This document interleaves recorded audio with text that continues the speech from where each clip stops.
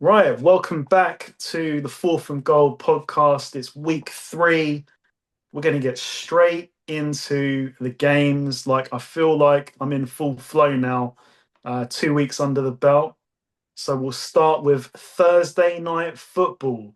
The Dolphins at the Bills. So this is a mighty spread. It is 12 in favor of the Bills. The Wow. over under is 49 and a half points. Paul, what are your thoughts? So from what I've heard, everybody's fallen out with each other in Miami, and they lost to the Patriots in Florida, which they don't tend to do.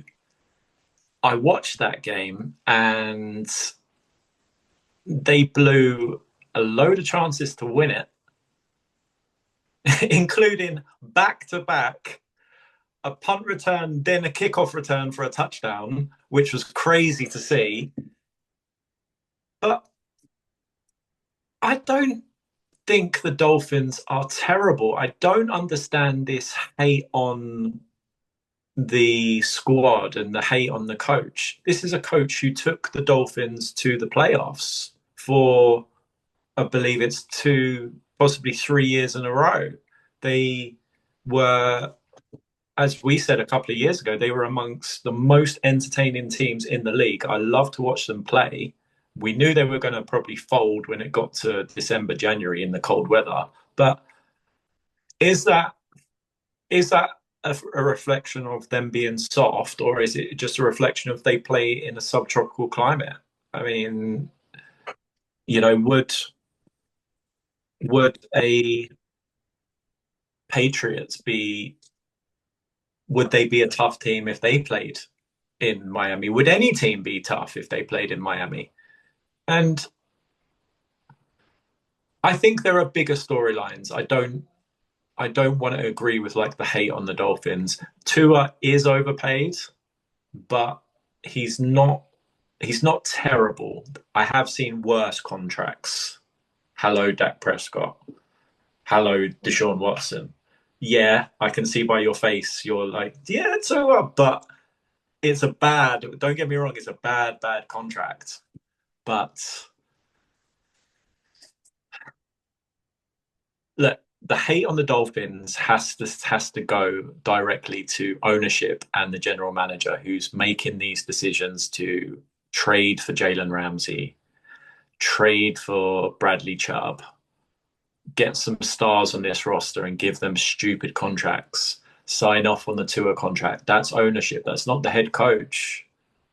We've seen like when the head coach first turned up, he was really inventive with the play calls, and now it just looks like a sad, upset boy there in Miami. He's like, I'm really pissed off with everything, and yeah, he just looks a bit lost. And I don't think this is a together football team. I think they will fall apart, but I don't think it's the head coach. I think if he does get fired, which they probably will do because they're a dysfunctional organization, then he should quickly get another head coaching job. Because look at the history. The Miami Dolphins haven't won a playoff game since the year 2000s. Mm. And he's taken them there. Okay, they haven't won, but there's been progress with this Miami team in his period as head coach. So I think they should stick with him and just ride out this period, get rid of the Tyreek Hill contract, move on from Tua. I know they won't do this. This is slightly unconventional, but I would fire the general manager and keep the head coach and move on from these people. On the other side, the Bills, I mean, the Bills beat the Ravens in an absolutely crazy game. And but the Bills are still they still can't stop the run and they're still kind of small up front. And I just we said it before the season, like almost press fast forward to January because the Bills, barring a Josh Allen injury, win this division, and then it's who wins that game against Baltimore or Kansas City or Houston or whoever it might be in the playoffs. And I do have concerns because the Bills' offense is extremely well balanced and they've got Superman at quarterback, but they are small up front and the weather gets cold in December, January, and Derrick Henry doesn't get any smaller in December, January, or any easier to tackle. And they couldn't tackle him all that well. I know he had the fumble late, but they couldn't tackle him all that well last week. So I'm interested in this points total more than the spread. I would lean over on the points. I think Miami will still score and put up points. The weather's not going to be a concern in September. I don't think Miami are going to they're not one of those teams like rah teams like, oh, everybody's banging on us. Like we're going to shock the world. We're going to go out there and show them. I don't think they've got that morale, but I think they will put up points. And I know that their defense will concede points. I watched the Patriots steamroll up and down the field, and this is the Patriots. Drake May was looking like an absolute superstar back there. But a lot of them were wide open throws. There were a couple of great catches by Patriots receivers, by the way. That booty catch in the end zone, the one hand behind the back of the corner, great catch, absolutely incredible catch. But my man Ramondre Stevenson, he caught like a bomb down the sideline as well. A power back caught the ball in running and kept going. But I don't change my takes. Like Ramondre Stevenson is still a below average NFL running back, and he was gashing the Dolphins. That says more about the Dolphins than it does about Ramondre Stevenson. Give me this game over. And with the Bills, just write off the season and we'll wait what seed they get and if they can actually win 2 consecutive playoff games in January. Very interesting. I've got to be honest. I think Tua is the problem in Miami now. Like that interception, some of the interceptions he's thrown this year, you wouldn't see rookies throw. Like the one near the end of the game where like Tyreek Hill's double covered and there's a linebacker that's playing underneath and Tua, I don't know what he's seeing. Like he still threw it in that direction. And I agree with you. Like, hold on to this coach. Like he's not the problem here. I also don't really think that Tyreek Hill's the problem here. Tyreek Hill's getting open. Tua's missing him. And I know he comes with baggage. There's a lot of receivers that come with baggage. As you said, Paul, I would keep the head coach. This GM has got a lot to answer for because this Tua contract they are stuck with for the next 2 years. So realistically, they are stuck. Like they are going to move on from Tyreek Hill because his contract they'll be able to rip up next year. They can't do that with Tua. They're stuck with Tua. So you could end up in a situation where you've got these 3 key pieces of the organization. You end up losing the 2 that are valuable and the one that's less valuable in Tua. And I just think that the Dolphins are a bit delusional. They're trying to justify paying Tua now. They've been trying to justify drafting him in what was it, the top 5? Yeah. And yeah, they're stuck in their ways. Like they are going to continue to just put their head in the sand and say, this is our guy. I mean, we're reaching a point now where Tua, like completing a 20-yard pass to Tyreek Hill is a headline because he hasn't done it for a year. So I only see bad things for the Dolphins this year. And as you said, I don't think their roster is that bad. But when you're dysfunctional, when you're not together, it doesn't matter because you're just a bunch of individuals playing, and going through the motions. So with this one, the Bills, the complete opposite, don't really have many brand names. but they are a team. They are very together, well coached. They're all fighting for the same goal. And I want to give a shout out to Ed Oliver, who went beast mode against the Ravens. There weren't a lot of good moments on defense, to be honest with you, but when they did have good moments, it was coming from him. And of course, James Cook is actually a legitimate weapon. Like Josh Allen now has at least one legitimate weapon that I think you can count on. This game, though, I feel like recent history says that Tua is going to get shut down a bit. And so I'm leaning under if that happens, just because, like, I've got to admit, I was scared for the Bills last week against the Jets with the way that they defended the run against the Ravens. I thought, okay, the Jets can run the ball. Then I remembered the Jets aren't the Ravens. The Jets are the Jets. So 54 passing yards later, and not I don't think they went over 100 rushing. The Bills are, a well coached team. This week, yeah, I actually think it'll be low scoring. So I'm going to say that the Bills cover the 12 points, but it will be under. And I do think that Tua will throw some more interceptions. But the Dolphins defense, how many points do the Bills score? Because the Dolphins defense, I watched the Patriots do a lot of damage to the Dolphins defense. And as you know, I am not high on the Patriots at all. Yeah. And I could see it being like a 31-6 kind of game. so the Dolphins defense, and I know it's early season and we get so carried away. Hello, Daniel Jones. We get so caught up with season narratives. Oh my God, did you see that? Right. It's 2 weeks. We don't even really truly know who's good and who's not yet. We maybe have a few clues, but this Dolphins defense has been gashed by Drake May and Daniel Jones. What was it, 33 by the Colts, and then the Patriots. This past game was a crazy high scoring game. 34, something like that. Yeah. Yeah, and I can't remember the number of the graphic that they had during the Patriots Dolphins games. How many consecutive drives that the Dolphins defense has conceded points on? It was something stupid. It was a teenage number. It was 13, 14. And you're going like, so every time the other team gets the ball, the Dolphins defense gives up at least a field goal. At least 13 times in a row. So, yeah, that defense is atrocious so far.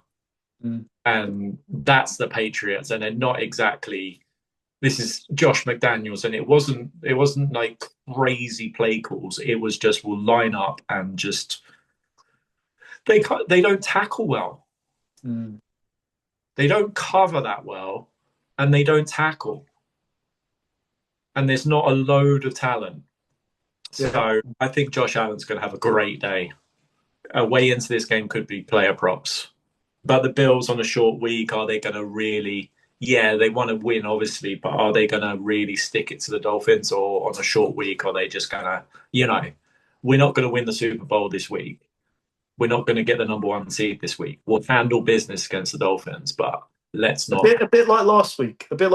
Like, they dominated the Jets, but, they're not there to score like 50 points, shall we say. But they dominated the Jets, and I think they will dominate the Dolphins, where, maybe there'll be some, in the second half, some long drives where, 15 play drive touchdowns, 10 minutes, the Bills are up 28-6 sort of deal, where really, like and truly, time of possession shows that the score's a lot worse than that. Yeah, but guys, don't get too carried away with the Dolphins hate. There's a lot of bad teams potentially in this NFL, and because they play in Miami, they maybe get a little bit more attention. Just there are going to be bigger disappointments, and it's not. Don't buy the narrative that it's all Tua. It's a lot of it's Tua. Don't get me wrong, but it's all Tua or it's all the head coach. No, it's the general manager. He's assembled this roster and this payroll of contracts and mercenaries. Really, a few of them. They're really like they're there in South Florida for a good time, not to win, but to have a good time. And when the Patriots are gashing you and the Colts are gashing you, then come on, like, come on. What I don't like though, as well, is like that interception I was talking about.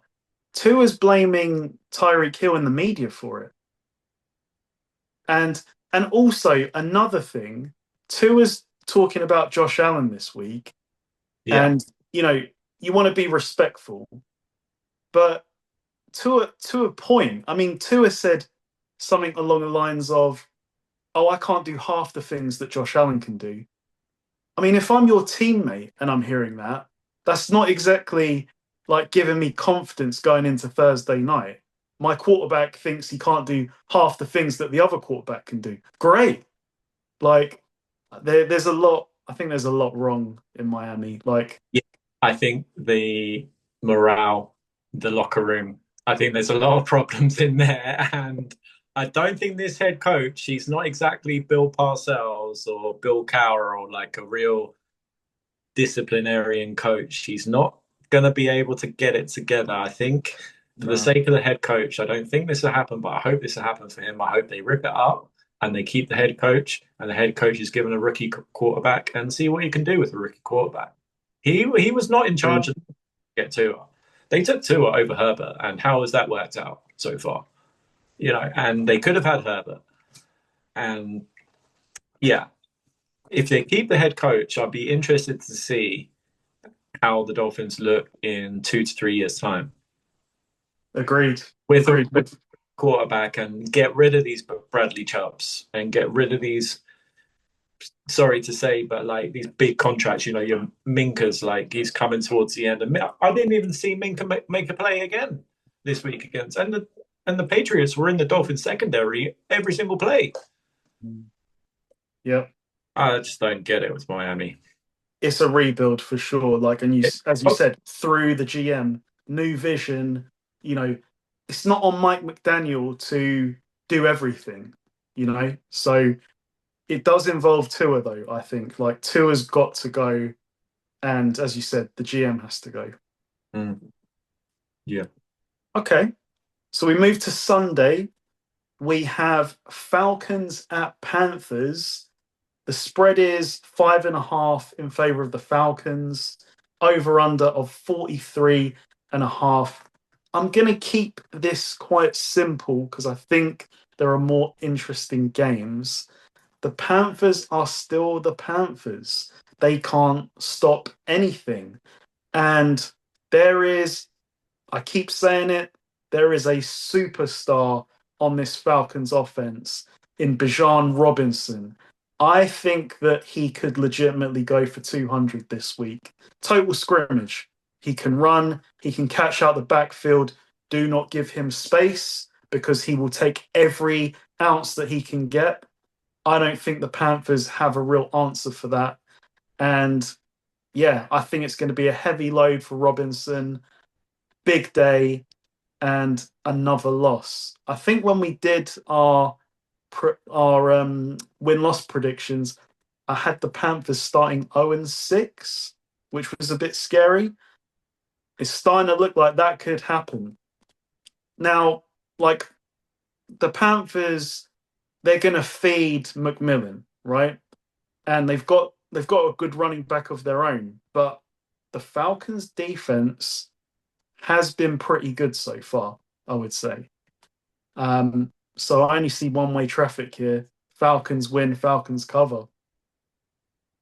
Yeah, I'm not interested in the Panthers at all. Sorry, Panthers fans, but I am interested in the what I think is the continued upward curve of the Atlanta Falcons. And I only expect the offense to get better as the season goes along. It's really encouraging that the defense is playing well early doors. And Yeah, they played against the Bucks, and that was a very close game that they could have and maybe should have won.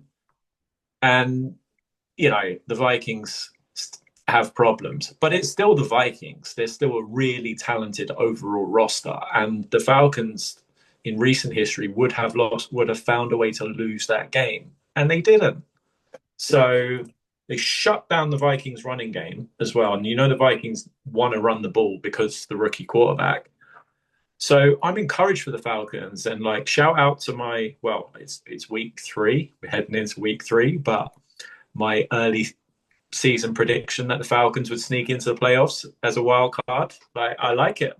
I really like it. And yeah, I would not go near division matchup, the 5.5 point spread, but Yeah. I think this could be a get right game for the Falcons, for the offense to kind of get right. And yeah, I'm liking what I see so far from the Falcons. They're continuing to head on this road towards being a relevant NFC team. The Panthers, like you said, tried to make free agent moves on the D line. They still can't pressure the quarterback. They still can't stop the run. They've still got a pretty terrible defense. And maybe they were just going through their moment towards the end of last year when everyone was looking past them. Yeah, I won't be watching this game. Obviously, I will for the sake of the podcast. I will pass my eye over it, but I won't be watching it in detail. But I'm interested to see the Atlanta Falcons. I think they're going to be a good team. Yeah. And I want to give a special mention to Parker Romo, who came in at kicker and in a defensive struggle went 5 for 5 and had I think his long was a 54-yarder. For someone that has had a poverty kicker for the last 2 years, just watching quality kicking has, it's caught my eye how good the kickers are. I was not, I've been so used to missing kicks that seeing a guy go 100%, yeah, worth a shout out. Go on, Parker Romo. Now young Haiku's got a bit of a problem. We'll see. Trade for him. Trade for Young Koo. The 49 trade for Young Koo. I mean, as a Steelers fan, like when the rumor, it's not a rumor, it's true. Like Boswell's asking for more money. He's a kicker. How much money is he asking for? 1 or 2 million? Hey, the kicker. He's good. He's one of the clutchest kickers in the game. He's great. Like, pay the damn kicker. He's not asking for tour money. Pay him. Yep. 49ers fans would love to have, Young Wei Koo or Parker Romo or Chris Boswell or Aubrey for the Cowboys winning the game late with a crazy field goal. They just love to have it. I'm just glad that Moody has left the building. So that I'll take. I think at the moment we've got Eddie Pinheiro, who actually has one of the highest kicking percentages of all time. He's not got a very strong leg, though, from what I remember. So I will take a weaker, accurate leg against an inaccurate leg, basically. yeah. Moody couldn't make a kick from 27 yards in week 1, so we've made some progress. And is Moody the ex-Michigan kicker that was money in college? Who we took in like the 3rd round. Oh, crazy. Never take a kicker in the 3rd round. Come on. Oh, crazy. Anyway, moving on. Packers at the Browns. I mean, my co-host said the Packers were going to win the NFC North, and I weren't buying it. And about 2 hours after that was said, they traded for Micah Parsons, who hasn't even gone, full go yet. This defense is different. And before we begin, Packers are favored by 8 on the road at the Browns. The over-under is 41.5. which, yeah, I think it is actually quite fair.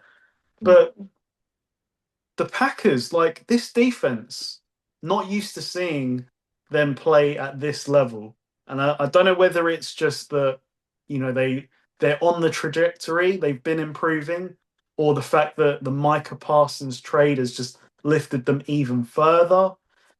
What happens when Micah Parsons is playing 100% of his regular snaps? Let's see.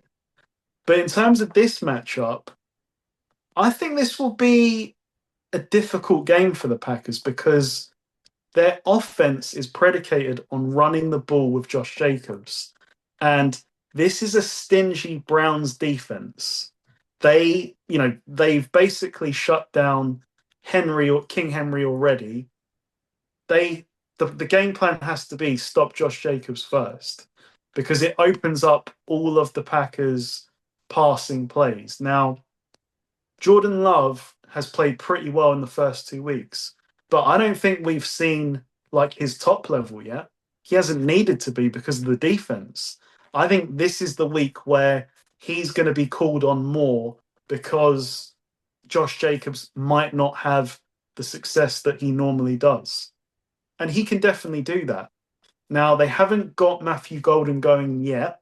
It's very early days, but they've got a lot of receivers here. They lost Jaden Reed, I think, for the season.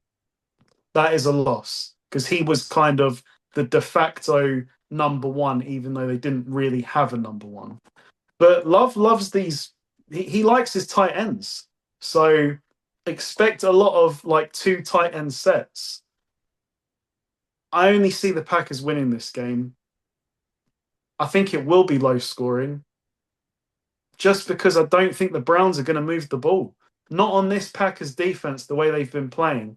And I've said it now, so Packers, don't make me eat my words that I'm now a believer in the Packers defense. Would you believe it? But yeah, I think they'll cover the 8. I think they will, maybe just, but low scorer. Packers move to 3-0. And for the Browns, I think they're going to be moving to 0-3. Browns is the Browns. Okay, so Green Bay, I think it's scary for the NFL for the rest of, well, especially the NFC and the NFC North teams, that the teams they've beaten, right? The manner in which they have beaten them and what they have on their roster and the potential improvement moving forward for Green Bay.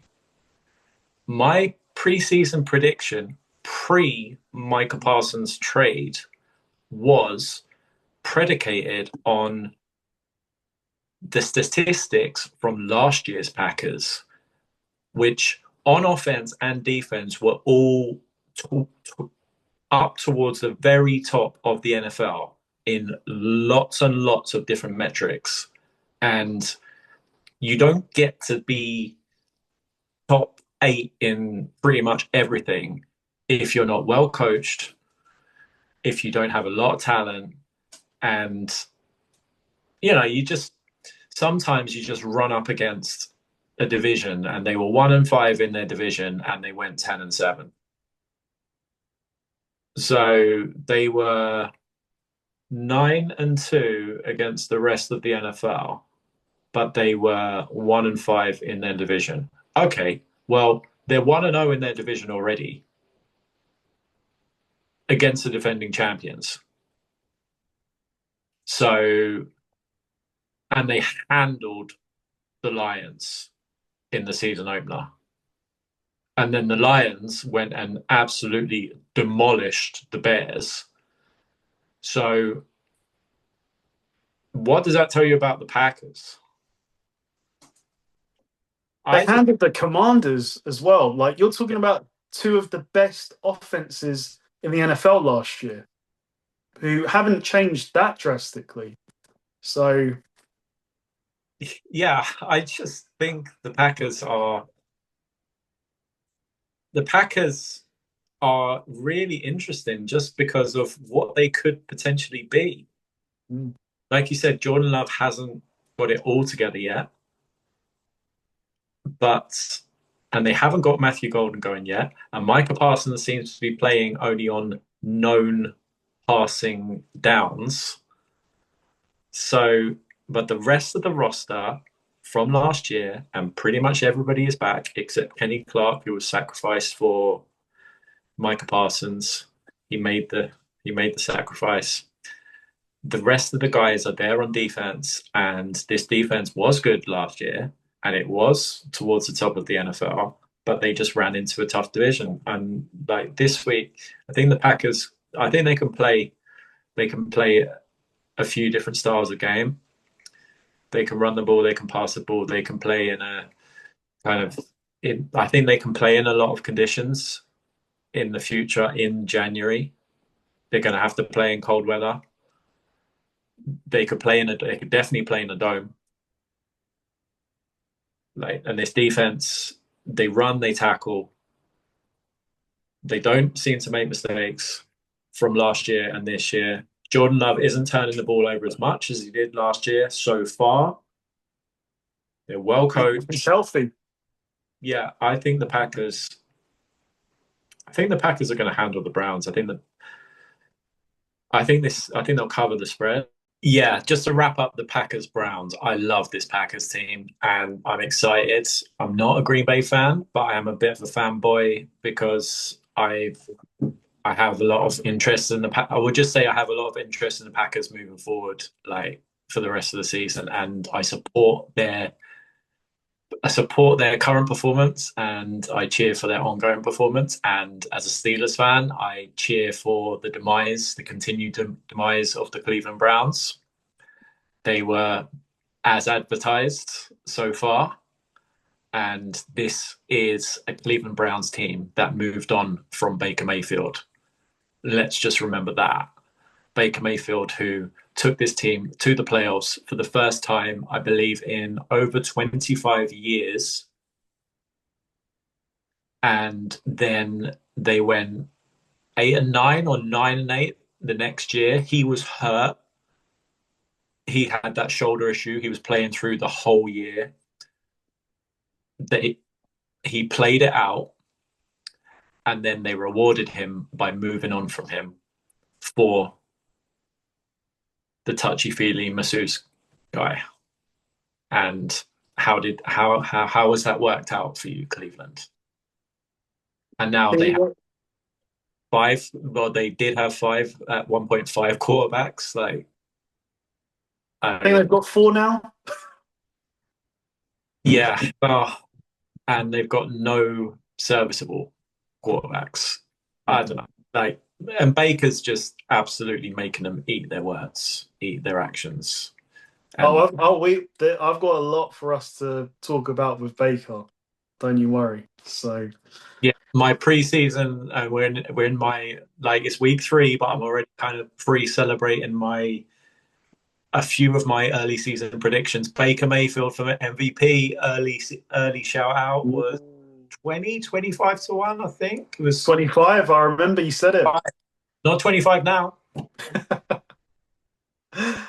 Okay, so we move on. The 0-2 Texans at the 1-1 Jacksonville Jaguars, an AFC South divisional game. This is mightily important for both teams. Now, the Jaguars should be 2-0. They blew that game in many ways. In many ways. And it's not just Trevor Lawrence, but we'll start there. They're up 7-0.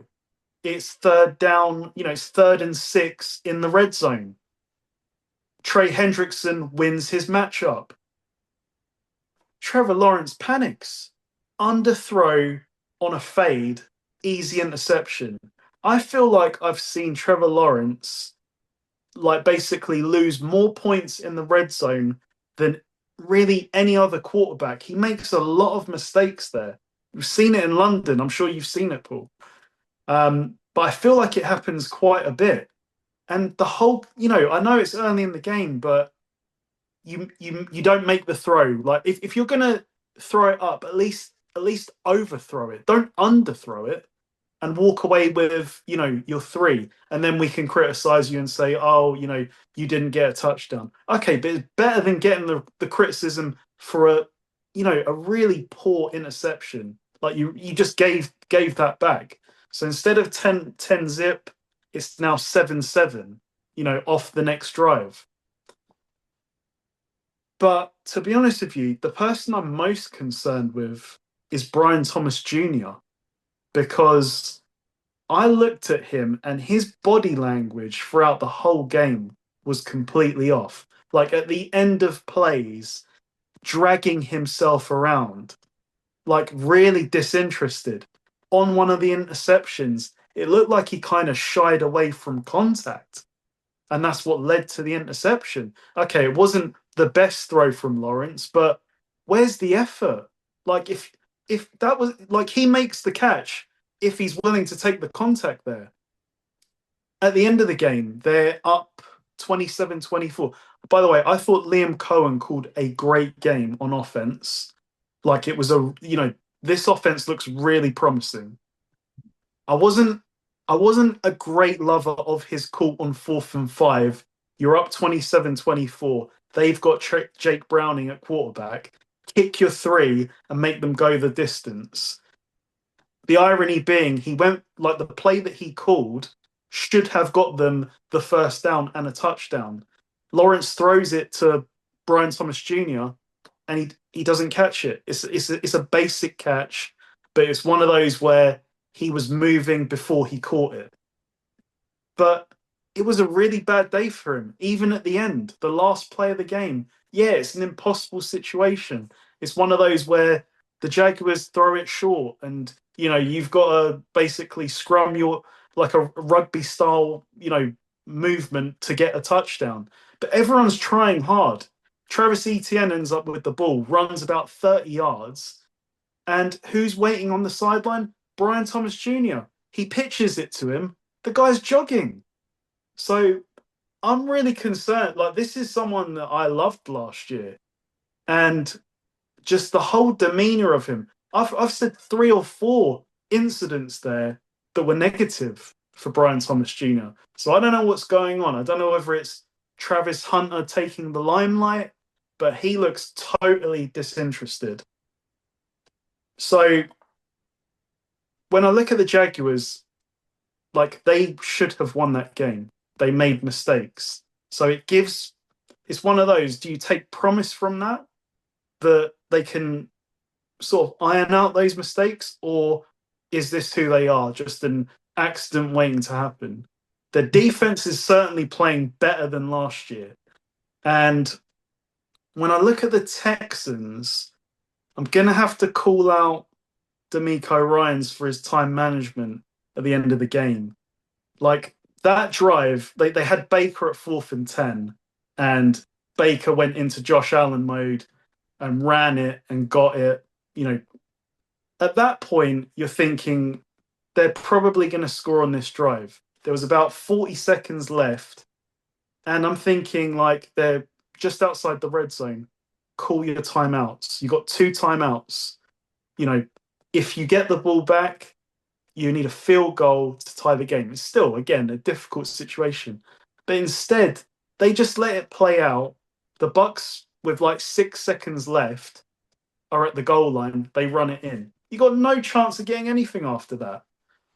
So I think these 2 teams do have issues to resolve. I actually think the Texans might have more to resolve, though, because offensively, it's not good again. And it's not all on the offensive line. Some of it is, some of the blitzes that Todd Bowles was throwing at the Texans, I don't know if many good offensive lines were going to pick up some of these stunts, but certainly not this Texans defense. This Texans offensive line. But Stroud definitely on 3rd down missed a few throws as well. There was a 3rd and 2 where I think he's got Higgins on a hitch. And on 3rd and 2, you got to expect pressure. And it's almost like he wasn't expecting it, which is a bit of a concern for my man CJ Stroud. I'm gonna take. I don't know. This feels like a coin flip. I'm more. I think I see more promise from the Jaguars, to be honest, because I think their defense played pretty well overall, and if they iron out a few of these offensive mistakes, I think they will handle the Texans this week. There's a lot to fix for the Texans, I think. I'm trying to weigh up the positives with the negatives that you just came out with in this game. It was 90% negative and then 10%, oh, yeah, but Liam Cohen a little bit and your guy, your delusional belief in Travis Etienne. Like, I tell you what. I tell you what. oh, Jaguars, you did have some praise for the Jaguars defense overall. But big picture, this is as advertised. This is a division. Whoever wins it is going to win it and then get knocked out in the playoffs, maybe win their home playoff game, like a la the Texans, and not challenge the elite of the AFC. This is as we expected. These teams, and you have to, it's only week 3, but you have to just be cautious of who they have played. So the Jaguars looked amazing against the Panthers, and then were involved in, a back and forth. Like you said, they probably should have won that game against the Bengals, but it's still the Bengals. And then the Texans have had to go into the Rams and then play the Bucks. And the Texans might win the division still. Probably, I still think they will win this division, but they're not as good as the Bucks or the Rams. We knew that before the season, and that has played out in the 2 games. Yeah, there's been some moments that they can improve, but this is what the regular season is for, to get to that moment. And these divisional games are going to be important. And the Jags, the phrase I used before the season was, what can go wrong probably will go wrong. And yeah, they find a way to lose games. And I think they're going to find a way to lose this game. I think the Texans will handle the Jags, And yeah, just this division. I mean, the Colts are now, everybody's going crazy about the Colts. But I mean, a few years ago, the Panthers were 4-0 and Sam Darnold was going to be MVP. Remember last year with the 2-0 historic Saints? The Saints, Derek Carr, my good friend, was going to be MVP. Let's relax. It's week 3. Based on everything I know about these teams, I believe that the Texans will beat the Jags. The Jags they're not gonna change a whole culture in one off season. And I'm more encouraged by the Jags, how they absolutely crushed the Panthers. I'm more encouraged by that and the defense playing well, because the defense, they're going to need that in the future. And the offense, I don't know. I don't like questioning and calling out a player's toughness, but do you see Trevor Lawrence? Like you said, I haven't seen the play, but the play you said where he underthrew under pressure. But I don't recall seeing Trevor Lawrence. Yeah, he took that crazy cheap shot from Al-Shaair in the open field. But that was kind of his fault, though, yeah, because he sort of, he can see Al-Shaair come in like a heat-seeking missile, and then he's at the last minute, he's like, oh, I'll just slide now. Like, suicide. but do you see him standing in there? Like taking the hit as a quarterback, you're going to take the hit, but I just need to step into this throw and release it. That's what I think, he really panicked in that moment. It was sort of like, oh, and then just like, threw it. That was that, those are the types of moments where you worry about, who he's going to be, basically. Yeah, I think the Jags will be. I think I said they're going to be 8 and 9, Mm. and yeah, I think they will be around that mark. And I think the Texans will be 10-7, 11-6. And to reach that, they're going to win. That will win the AFC South. Mm. Relax, fans, relax. Like, Relax, Pat McAfee. You're not going to the Super Bowl. relax. Just, just relax yourself. Like, yeah, I still believe that the Texans will win this division, and I believe the Texans will win this game. Okay. Yeah, I mean, I certainly think that the Texans will still win this division. It's just like they got gashed a little bit in the run game, so that's my angle. Like the Jaguars kind of have this encouraging two-headed monster growing at running back. Like this guy Tootin. Like I can see now why they let Bigsby go because like he's explosive, and ETN's been productive. Like at the end How of the did day, ETN? say again. How did he go last week? It was I want to say it was about 90 total scrimmage with a touchdown. They're using him a lot in the passing game. Like I said, like I thought Liam Cohen's play designs, like he's a good offensive coach. I think they ran hot dog, like Chiefs hot dog from the Super Bowl with ETN, and that was a touchdown. And this Tootin guy, he was one on one. You'll have to see it. Like I don't know who the Bengals defensive player was, but he just faked him out, and it was just like it was beautiful. So, and the other thing with the Jags defense, a lot of Brian Flores type looks at the line. They're all kind of like, yeah, like right at the line. They're not always blitzing. So I don't know, maybe whoever I can't remember the defensive coordinator, but it seems like he's taken some influence from the Flores scheme. So we'll see. Okay, we've got our That's first. the Flores thing. That's a lot of defensive coordinators. Like loads, like the Belichick coach defenses and the Pittsburgh defenses from back in the day. Like the zone blitz is Yeah. it's predicated on that. Who's coming? Where are they coming from? You don't know. You really don't know. Yeah, crowd the line of scrimmage, confuse the offensive line. You see those. Especially this Houston offensive line, who they're not off to the greatest of starts, I don't think. No, and we did call that out pre-season. You know, you've let Tunzel go. You've drafted some offensive linemen, but you've let your best offensive lineman go. And this wasn't a good offensive line last year. Mm-mm. And you need to give the best possible situation for your young quarterback to feel comfortable back there. Yeah. So, yeah, Texans win. What's the spread?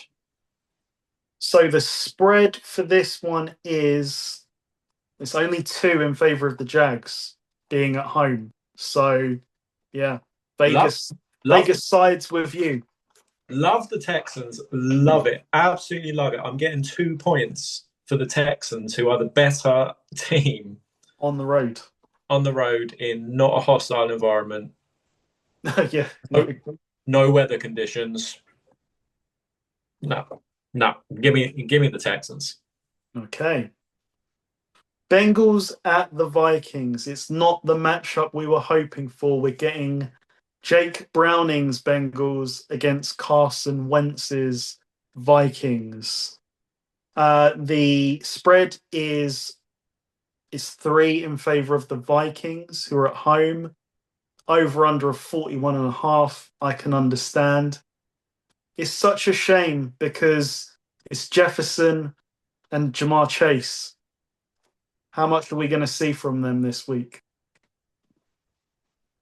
Yeah, they can't throw the ball to themselves. Um, yeah, like you said, such a shame, but we see this every single year. Like players just go down early, and it's a real shame. So yeah, this game I trust the Vikings defense a lot more than I do the Bengals defense, Yeah. and Jake Browning is sorry to say, but he's lucky to be an NFL backup. He's not a good backup, and he's definitely not because of that. If he's your starter, then you're in big trouble.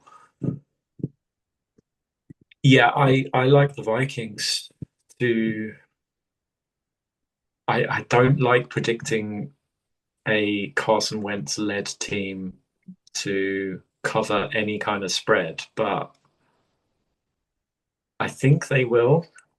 Mm. I think they will, and there's going to be some desperation in Minnesota. Can Carson Wentz beat out JJ McCarthy? I don't see why not, based on what we saw from JJ McCarthy in week two.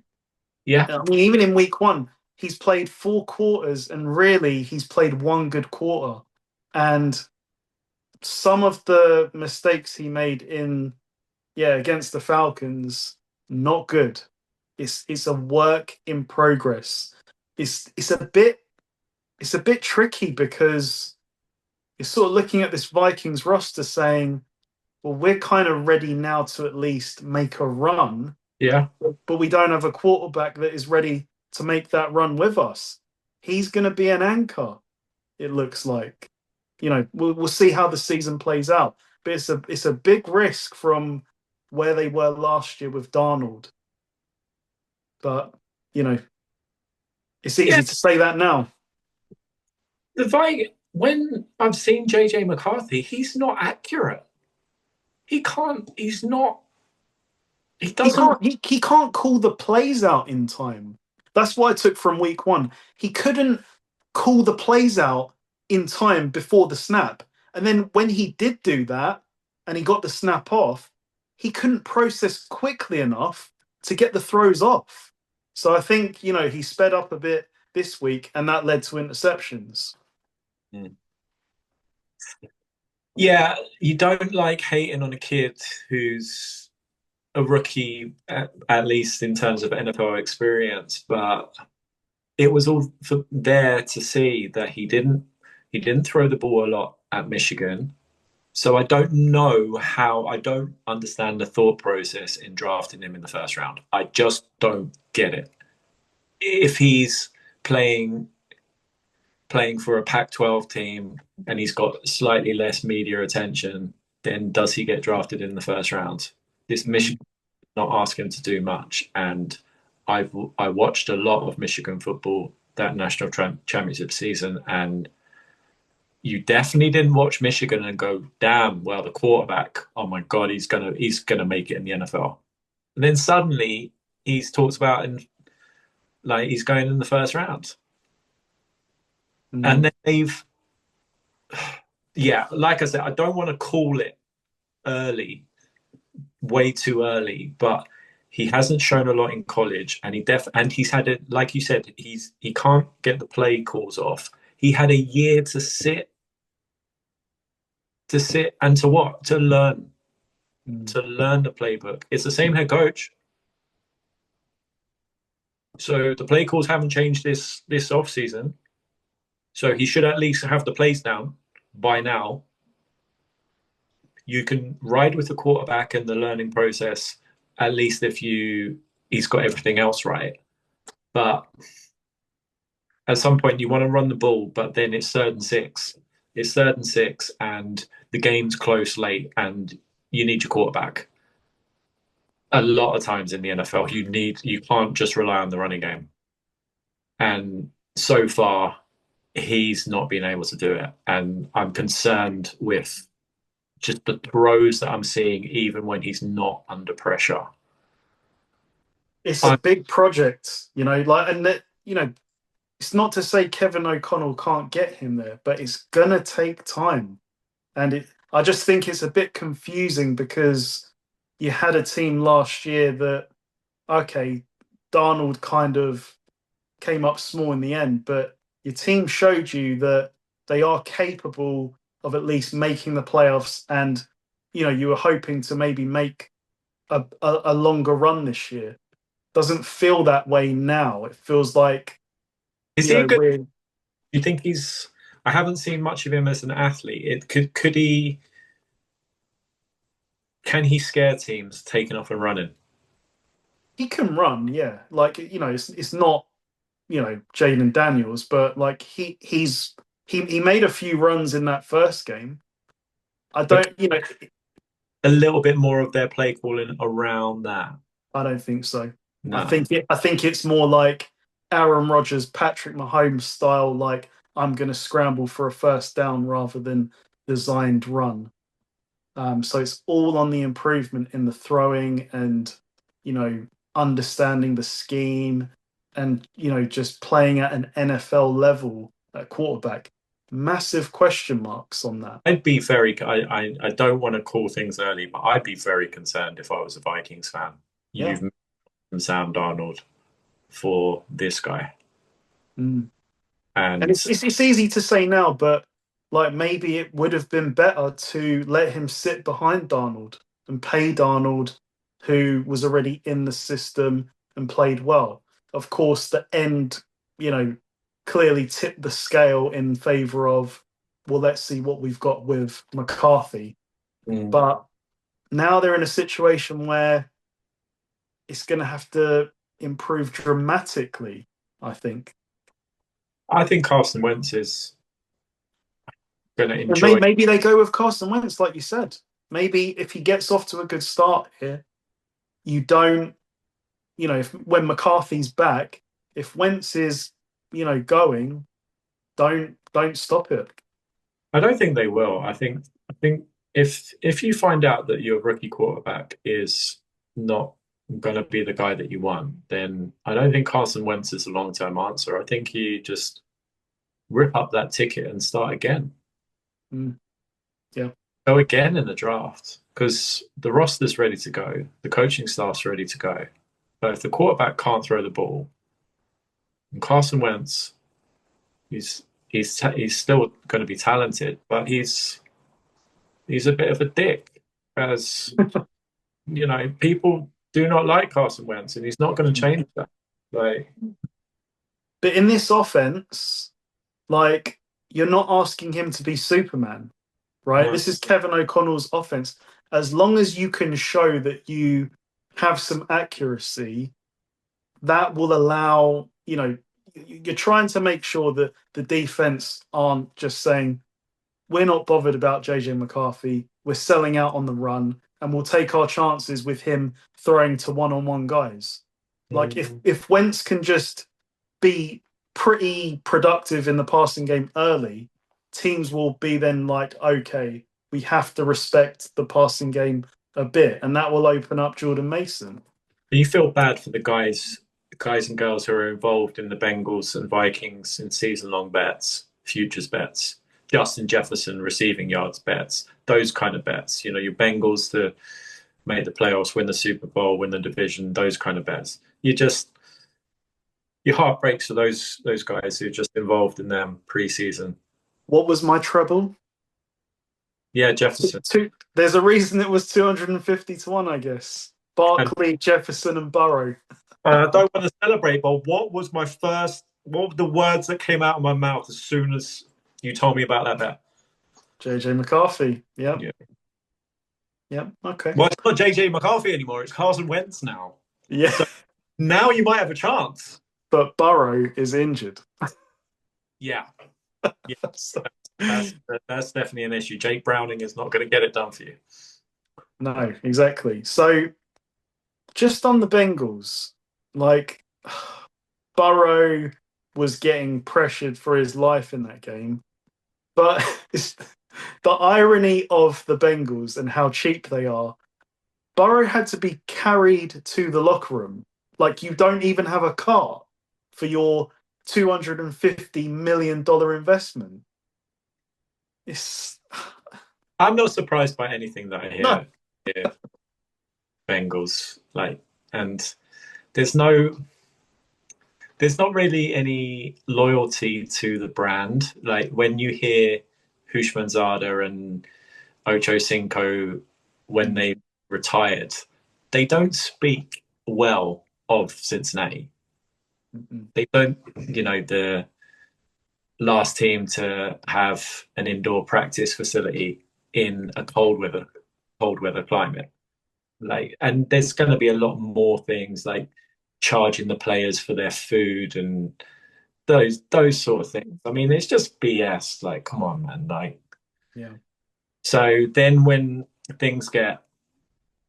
you want your players to play for the shirt, play for the jersey, play for the brand, then Yeah. yeah. So I wouldn't be shocked if the Bengals do not own a cart in their stadium, because why would we pay that money? Exactly. We'll just let him hobble with his turf toe that needs surgery back to the locker room. Yeah, we're paying offensive linemen, like, carry him, firemen carry him to the. Yeah, it's Cincinnati. It's Cincinnati, and it is such a shame because this is the team that went to the Super Bowl, and they were right there. And Joe Biden is a superstar, and they just couldn't. There's always just something with the Bengals.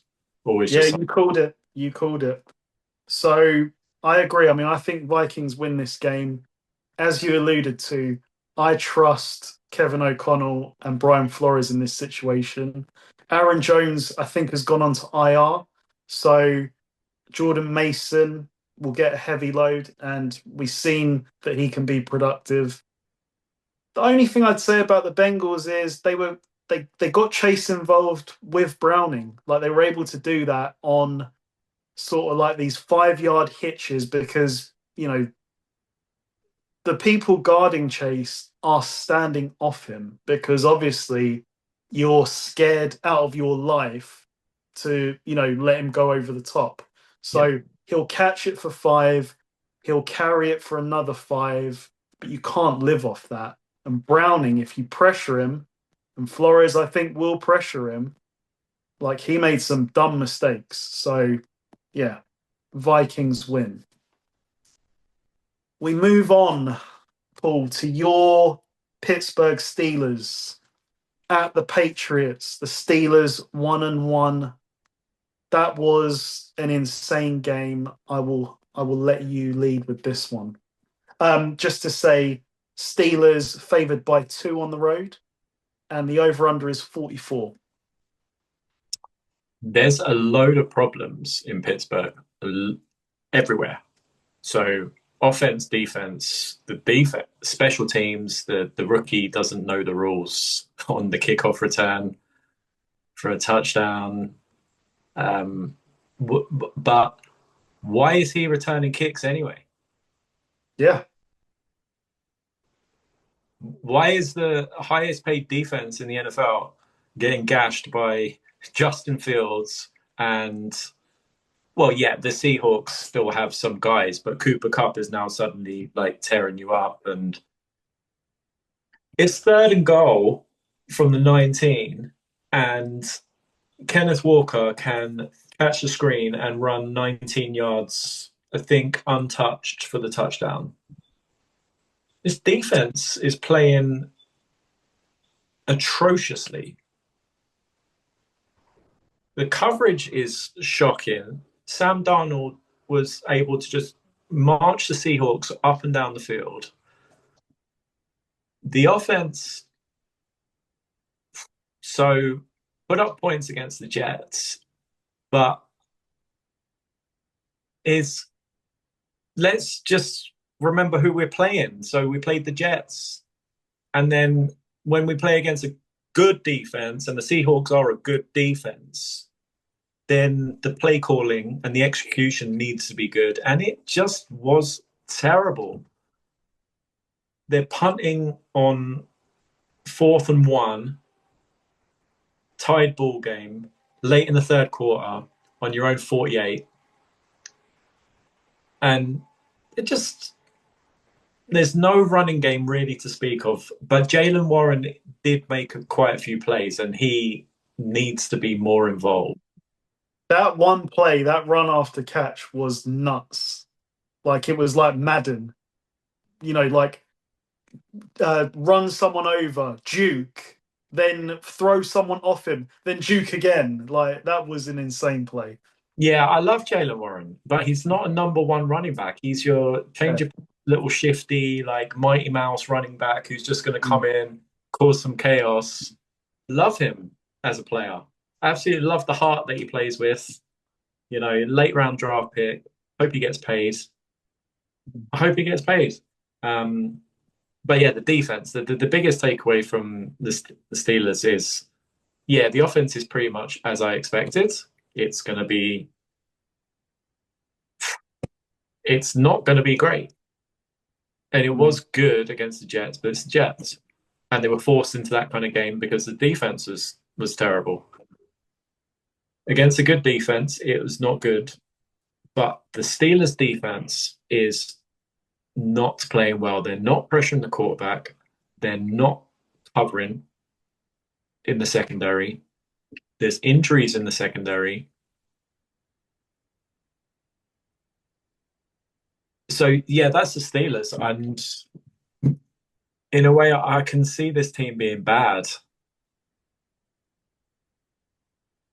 But then I'm conflicted because I don't love the Patriots either. And I don't want to get carried away and gaslit by, yeah, but the Patriots just beat the Dolphins and they never win in Miami. Yeah, but I watched it and it's the Dolphins and they're not a good defense.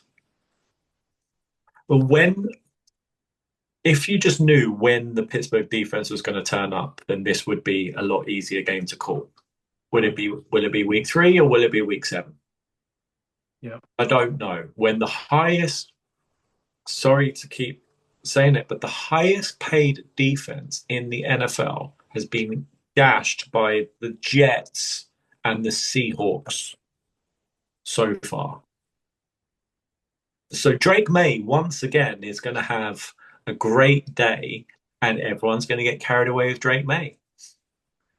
But that just makes it better for me because when he comes crashing back down, I'll be like, yeah, but I told you about Drake May. I can't predict this game logically without any emotional bias involved. Logically, I would pick the Patriots to win this game because I would not. I've seen what the Steelers have produced in 2 weeks.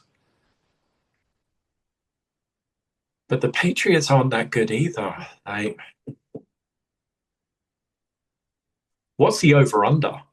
That's an interesting way. 4-4. That's interesting because let's say the Patriots score at least 27. So if the Steelers score 20, that's your 44. That's your 44 covered. It's early season in New England. Yeah, and it's just very slow. If you watch the Steelers offense, it's very slow. It's very methodical. It's very kind of predictable. And yeah, I wouldn't watch this game if I weren't involved as a fan. Honestly, I would not watch this game. There's going to be better quality watches. I'll take the Patriots. I hate to say this, but I'll take the Patriots to win at home. And they're underdogs at home. Yeah. I don't get that. I don't know what Vegas is watching so far because that Seahawks game was atrocious. And I obviously watched the Seahawks week 1 against my Niners. Offensively, nothing to offer really outside of Jackson, Smith, and Jigba. I'm shocked at what I'm seeing from the Steelers defense. Like I was watching earlier a breakdown where the Steelers got beaten on the same play for like the same touchdown 2 weeks in a row. So it was a crosser that Justin Fields hit Garrett Wilson on, and the Seahawks obviously saw that in their film study. They scored the identical touchdown. They got the identical Steelers defensive look, and it played out exactly the same. The safety got dragged to whoever the receiver was on the right, and so Darnold threw it to the other receiver. But That's a lot of. It's interesting you say that because that's Steelers fans and Steelers podcast world stuff that I listen to. The interesting voices that I respect. They say this that the Steelers defense is predicated. It's not back in the old day of like creative blitzes and things. It's we line up in this coverage, and this is what we do. But because we've got TJ Watt, he'll wreck the game. Okay, but if TJ Watt or Cam Hayward doesn't wreck the game, then the offense knows that the Steelers run this coverage. Pretty much 9 times out of 10. They run man to man, and they run some, and the safeties are always in the same kind of place. So yeah, the Steelers just line up in a lot of the same coverages and looks, and yeah, it works based on the talent that you've got rushing the passer. But if they don't get home, and they haven't been getting home, then you get torched by Sam Darnold and Justin Fields. And yeah, but looking forward, like they might still be 9, 8, 9 team. The Bengals are now with Jake Browning, and the Browns is the Browns, but it's surprising that they lost that game to the Seahawks at home, because historically they don't lose those kind of games. Two big moments. It came down to two big moments. It's 14-all.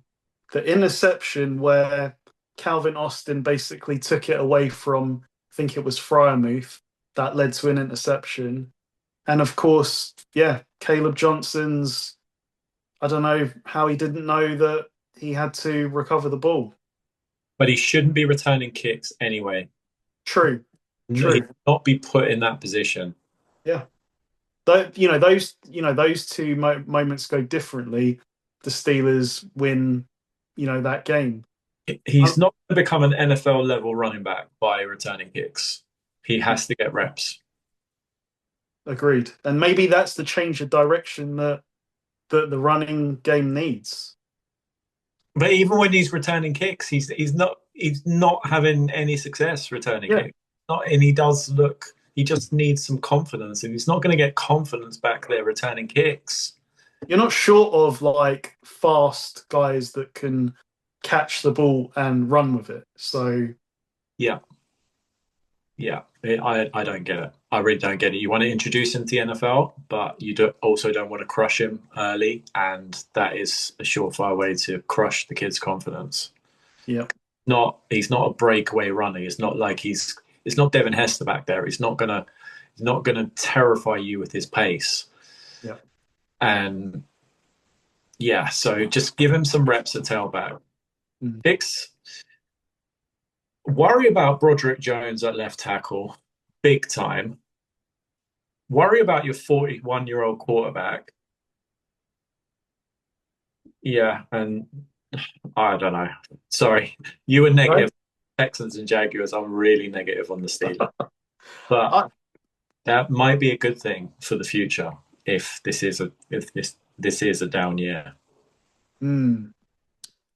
I don't love the way Aaron Rodgers handles mistakes, and he loves to play the blame game. Like with that Calvin Austin mistake, like he was asked about it, and he just leaned fully into it. Oh, Calvin's a great kid, but he can't. It was his fault basically. Yeah, we know it was his fault. He knows it was his fault. The film tells us it was his fault. So you don't have to restate it. Take the high road, but I don't know. I'm just going to go on gut feel. Yeah. And my gut is telling me that the Steelers usually bounce back. And it makes no sense whatsoever based on what we've seen, giving up 30-plus points in both games against two, poor offenses, let's face it. But I'm going to do it. I'm going to take the Steelers to win this game just on Steelers mystique, I guess, and we'll see if that pays off or not. Right, moving on. The 2-0 Rams at the 2-0 Philadelphia Eagles. What are your thoughts, Paul? That the Rams are a tough matchup for the Eagles. I think this is the Eagles' toughest test so far. I know they just played.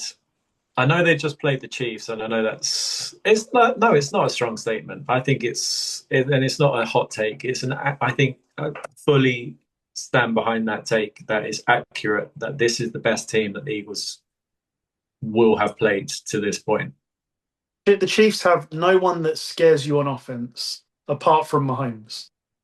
Yeah, yeah, and but the Rams were involved in a because that Titans game was close for a while. Yeah. But it's still a West Coast team on the road, early window. Yeah, and they started off slowly, the Rams last year, and got it together. This year, they've started off 2 wins, handled the Texans. Could have lost that game though. Yeah, They made the play though. They made the play to end that drive. So that the defense made it. and Philadelphia just are efficient and just very talented, and they'll just beat you up and not make mistakes. And then if they need it, Chris Jones is calling out Jalen Hurts. He didn't even have 100 yards passing as he's taken the final knee to win the game. And a few months prior to that, he wasn't even taking the knee. Kenny Pickett came in to take in the Super Bowl. So where's the game? In Philadelphia. Yeah. Oh, what's the spread? It's early window. Spread. Let's have a look. Yeah. This will get some people. The Eagles 3.5. That's a dodgy spread to take. Yeah. I wouldn't take that. It's boring just to pick favorites all the time and to pick what. Although actually I've picked two dogs so far. I'm surprised that they are dogs in the Patriots and the Texans. And I'm going to continue that. I'm going to pick the Rams just to go in there and catch the Eagles getting things together. And I know it's funny to say that the Eagles are getting things together. They're 2-0. But if you're going to catch the Eagles, I think this is the moment to catch them. And the Rams are one of the few teams in the NFL that can cause the Eagles problems. Their D-line, their young defense can make problems for Jalen Hurts and this Eagles offensive line. That is a great offensive line, but the Rams defense, the young guys on the Rams defense can get after the quarterback. So it's just a gut feel. I just think that the Rams might go in there and shock everybody and win it. And Vegas kind of have that same thought because it's the Super Bowl champions at home are only 3.5-point favorites. You would think it would be at least 5.5 to 6 points at home because you give the team, what is it? I think it's 6, right? 3 or points? 7. No, so home advantage is 2 to 3 points on the spread. So half a point. Yeah. So Vegas are quite comfortable in taking 3.5 points on the Eagles. And I think a lot of the professional bettors are going to be on the Rams at plus 3.5, knowing that lose by a field goal, we're covered. And the Eagles offense hasn't looked spectacular so far. It's ridiculously efficient, but I think the Rams defense, the young guys, can cause some problems. So yeah, gut feel. I'm going to take the Rams. I think a lot of this, like I think Vegas maybe swayed on the snow game because everyone just talks about the snow game, Yeah, but no one talks about the other game that they played last year, yeah. where Saquon Barkley went for 300 plus total scrimmage yards. Mm. That happened, and it happened later in the season. Like it did happen. So it's kind of one of those. Do you go off the snow game or do you go off the game in more normal conditions? Difficult to say. I think both offenses have started slowly though. Like I don't think the Rams have really got it together on offense either. So this feels like defensive struggle, I think. Um it's difficult, isn't it? Because both teams have got the weapons in the receiving core, but the Rams are the team that are going to want to, they're going to utilize Nakua and Devontae Adams. I'm almost at a point with the Eagles that they're paying for Smith and AJ Brown just to be decoys. And because they're so great, like, in terms of their usual potential, you have to respect those two players, don't you? So they just run the ball up the middle. And on an odd occasion, they'll throw a toss to the side. Their offense is so simple and it usually works. And we saw in that game against the Chiefs, there was a moment where it's third down. Hurts just kind of throws it up like a really nice kind of looping throw. It's Devontae Smith versus Trent McDuffie. McDuffie doesn't turn around in time. Smith's going to make the play because these are good receivers. So it works. I think I'm gonna side with the Eagles. I think it really could be as close as, you know, three. So I would definitely lean towards Rams plus 3.5, just because the Eagles aren't going to give away their best at this stage of the season. No, Again, and we saw that last week. They could have lost that game if Kelsey makes the catch and doesn't tip it up. That was a big turning point of the game. But when they need a drive, they do make it happen. And it's not first and 10 to them, it is first and 9. So they have that advantage with the tush push. Yeah, I'm gonna say Eagles take this. I hate this talk about the tush push. I hate it. Yeah, Just stop. Everyone just stop being crybabies and just move on with it. Move on yeah. with your lives. Like, look, Find a it's way to stop it. yeah, Like, it's a legal play. So just get on with it. I don't yeah, I don't personally think it should be a legal play because no. I think you should be able to assist the runner essentially and be pushing him forward. But the fact is, it is a legal play. So can the media just stop talking about it? It works because also of the way that like Jalen Hurts is physically built. Like if it's like such a disadvantage, why is everyone else not doing it? They can't do it as well as the Eagles Mm. because I guess I don't know the details of how they run it. Like I don't think I've got an interest level to look at it like that. But it's also about Jalen Hurts' build. Like lower down, he's obviously spent time on that. So yeah, I agree. Move on. Find a way to stop it and So stop crying about it. the coverage of the tush push has even reached such desperation that I saw Stephen deGrasse Tyson, the physicist, I believe he is, was he did a segment where he was analyzing and basically the conclusion came that it's an impossible thing to stop. Okay, right. Yeah, but it's one play. Don't let it get to like third and one then, or fourth and one.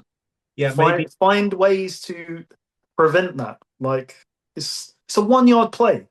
I'm not going to start. I can't believe there's like an epidemic over a 1 yard play. Yeah, I just think it gets way, way, way too much attention because I don't know why. I wish it would stop. Yeah. Right, moving on. We have got Jets 0-2 at the Buccaneers 2-0. Justin Fields is in concussion protocol and is out, so it will be Tyrod Taylor by the looks of things. Trusty, reliable, but not spectacular Tyrod Taylor. But before we begin on this one, Paul, I'm going to call this Who Would You Rather Have? The Baker Mayfield edition. There's a set of quarterbacks. They have one thing in common. We're going to go through them and we'll each say if we'd rather have Baker or this quarterback. Simple as that. So first off, Dak Prescott. Oh, I'd rather have Baker.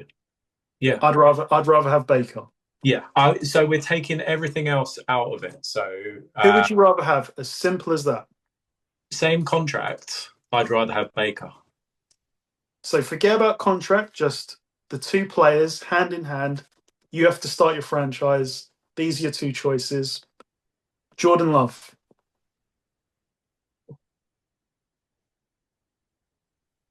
Now you got me. That's because I really like both quarterbacks. Mm-hmm. I would take Jordan Love, I but would take Jordan Love too.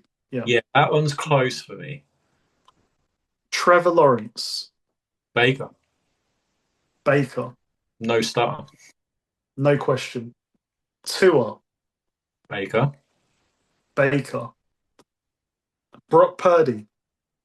Baker, Baker. Justin Herbert.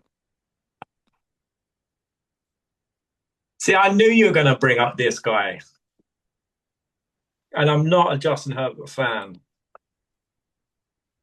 And they both weren't in my top 10 quarterbacks, but they're very close. They're different because Herbert, I think, has got a better arm, but Baker's a better leader. More natural leader for sure. Yeah. Just me, probably just me. I would take Baker Mayfield over Justin Herbert. No, okay, that's fair. I will lean towards Justin Herbert. And then last of all, Jalen Hurts. I'd take Baker. So I had, where did I put Jalen Hurts? I think I put him 9? Was it 9. 9? Yeah. Yeah. See, there's similarities because they're both really competitive. They're both leaders. They're both winners.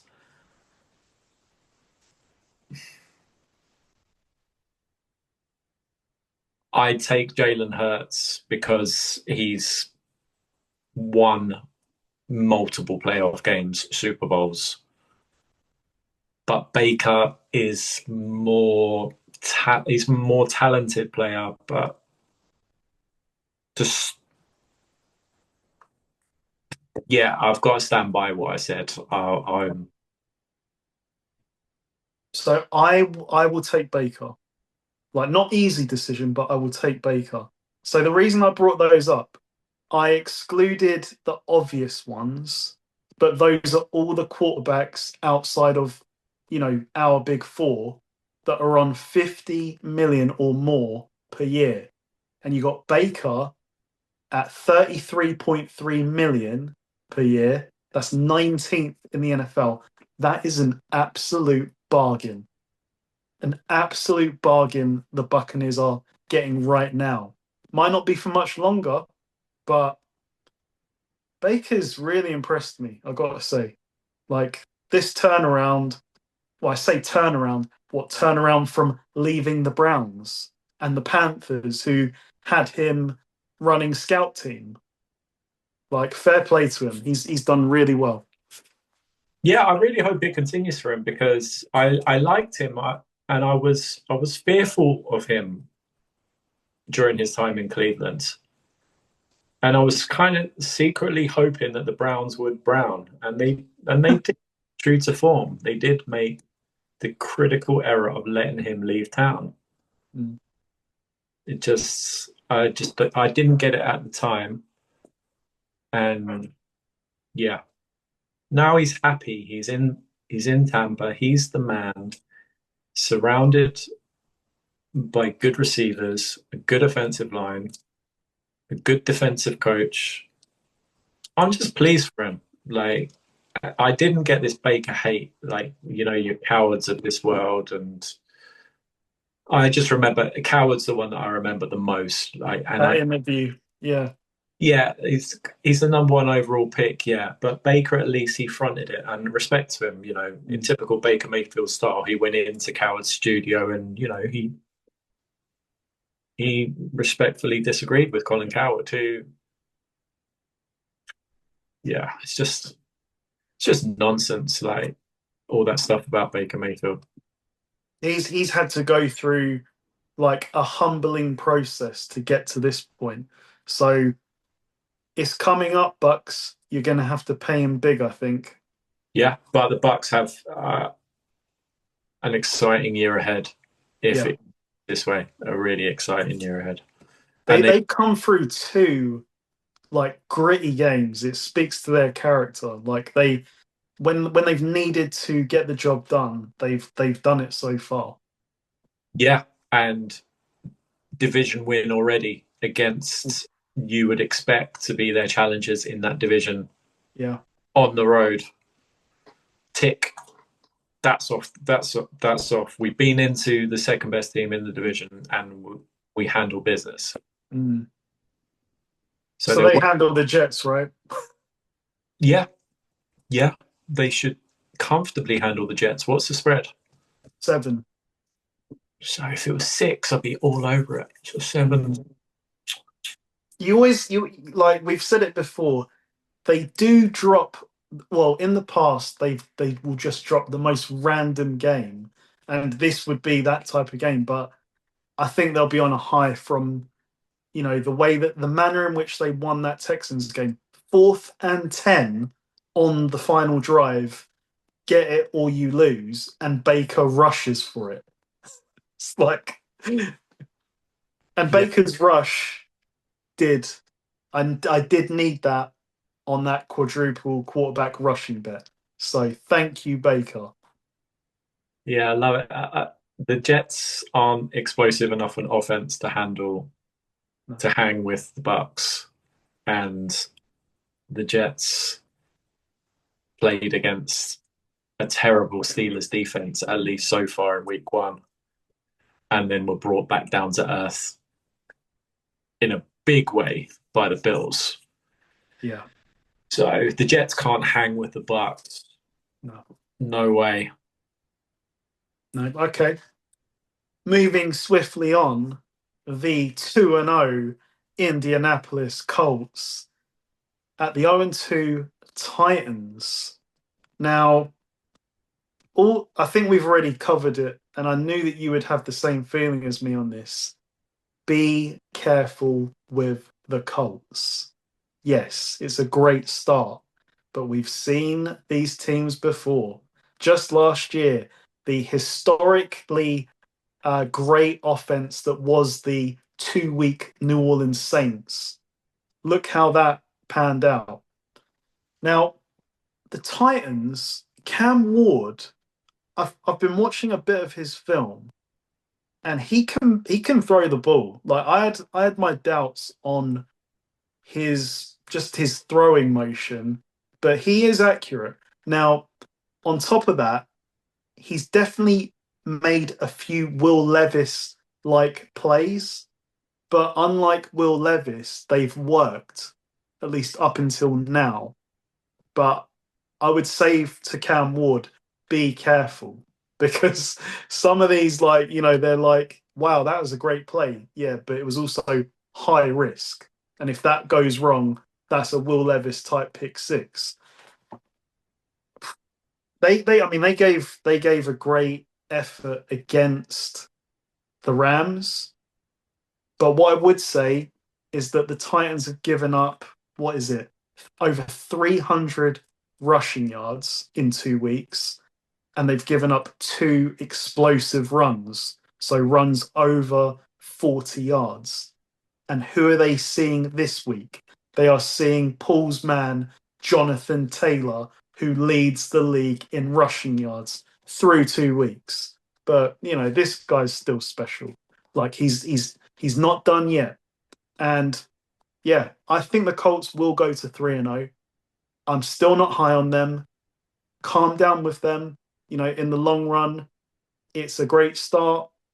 We'll have to see if it continues. But I think it will continue for one more week, just on the fact that the Titans have been a bit leaky in the run game, and this is not the running back that you want to see. Yeah, I paid almost no attention to the media coverage of the Colts because, like you said, I've seen it before with teams, and I don't tend to like overreact to because I predicted the Colts to be under. I think it's 7.5 wins. So I think they're kind of a 6-7 win team. They might go over that now just based on they've already won two. And they did cause problems for the Broncos defense, and the Broncos do have a good defense. But it's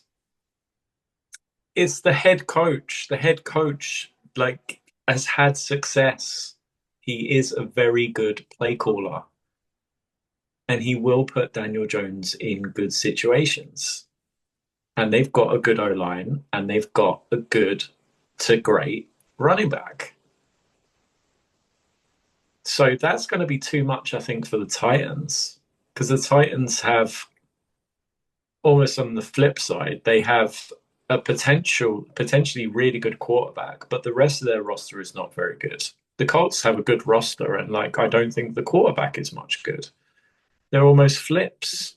Send Cam Ward to the Colts. That would be exciting. Really exciting. Wow. Yeah. But it's not.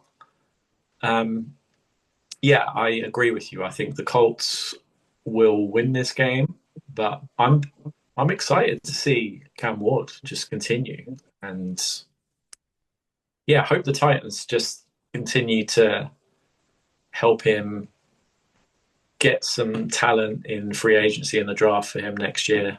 I think Titans are, 4, 5, 6 wins.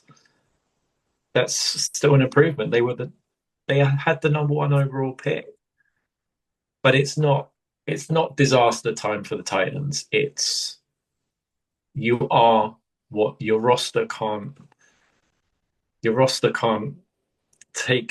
perform miracles. No. And like you said, they hung around with the Rams for a while. So, and the Broncos in week 1. Yeah. So yeah, I totally agree. Raiders at Commanders ends the early window. I'm just going to say one thing.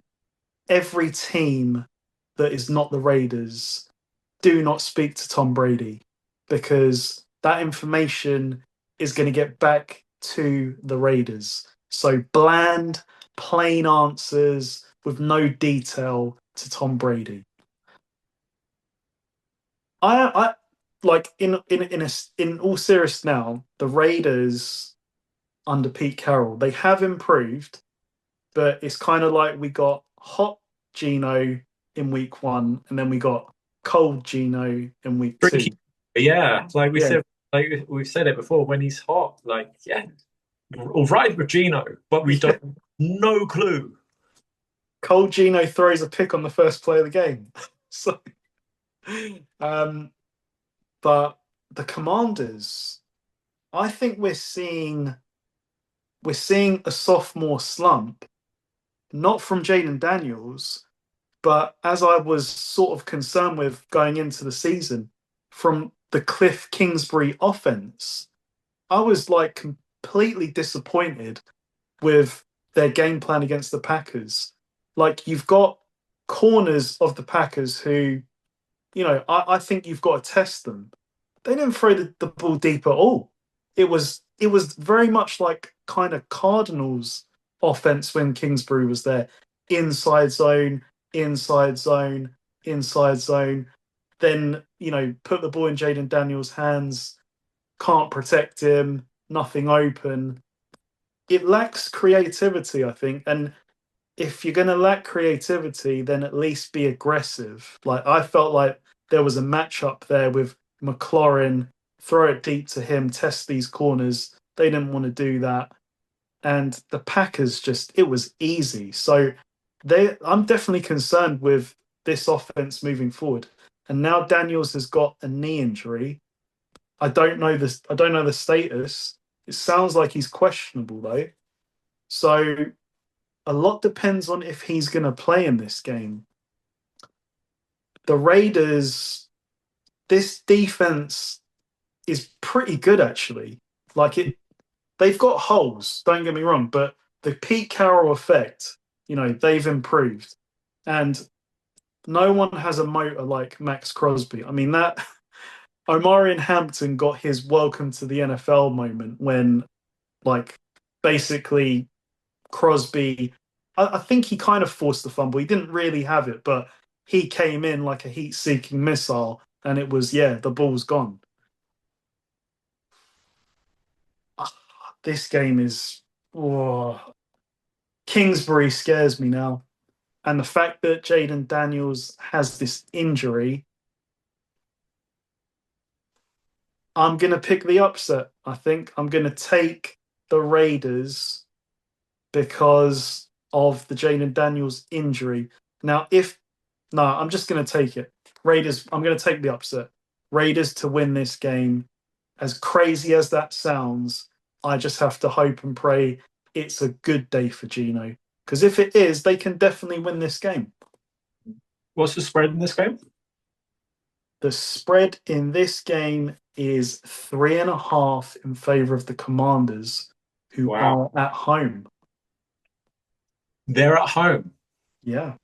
Okay. Oh, okay. That makes it easy. I'll take Washington. I was gonna take them on the road. I would have taken them on the road. Like it's the Raiders aren't using Ashton Genty as much as what they should be. This Yep. is you drafted him where you drafted him, not to. He's averaging around 2 yards a carry at the moment. Okay, but he's capable of just breaking one for an 80-yard touchdown at any moment. He Yep. just he just needs reps. I mean, Saquon would have no gain, no gain, no gain for the Giants, and then like an 80-yard rush for a touchdown. So that those rushes help your average for sure. I'm surprised at the lack of involvement in the pass catching game though. Like he doesn't seem to be involved in that side of things, which I would have thought, screens, even just your safety net check down, that he makes one man miss, and who knows what he can pull off there, because they're clearly not having success in the traditional run game at the moment. But it's as you said, you've got to persevere with this. Yeah, I watched the Commanders week one against the Giants, and they completely crushed the Giants. And but the Giants' defense has been terrible through 2 weeks, even with all that talent on rushing the passer. So I don't know. It's who you've played so far, and are that team any good? Hello, Pittsburgh defense. Is it just names, or is Mm. it real? Is the Giants defense real, or is it just brand names, or is it coming together? Is it going to get going later in the year like the Rams? Or we've seen what Jaden Daniels can do. And yeah, I take your point about the Raiders, but they are playing harder, tougher under the new head coach. But yeah, the defense still hasn't got a great deal of talent. And yeah, I think Jaden Daniels will still have a good day despite a little bit of injury, he's just going to play through it. And yeah, I'll take the Commanders to win. and the Commanders will. I'll take them to cover. I'll take them to cover Okay. in a half. I don't. I think is fair. Yeah. So late window, Broncos at Chargers. Wow. What a game. Yeah. What are your thoughts on this one? The the Chargers are exactly who I thought they would be. They're really tough and they're just gonna beat you up. And Joel is a superstar at right tackle and now also at left tackle. And we're not worried about the absence of Rashawn Slater because now Joel can play both sides. And the Chargers are just gonna dominate the line of scrimmage, both sides of the ball. And the Broncos, wow. So where's the game? It's at Chargers. What's the spread?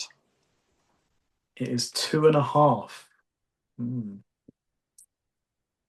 Over unders 45.5. Seems about right. I think that's quite a high points total for these two defenses. Who have, well, the Broncos. At least on paper, anyway. The two, Yeah. I know, not so far. But this could, These two games last year were quite high scoring. yeah.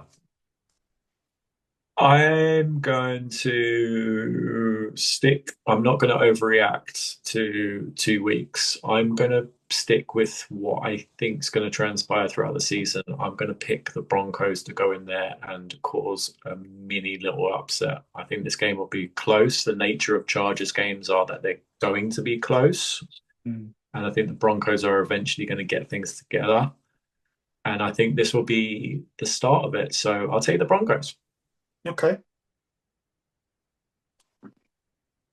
I'm going to take the Chargers.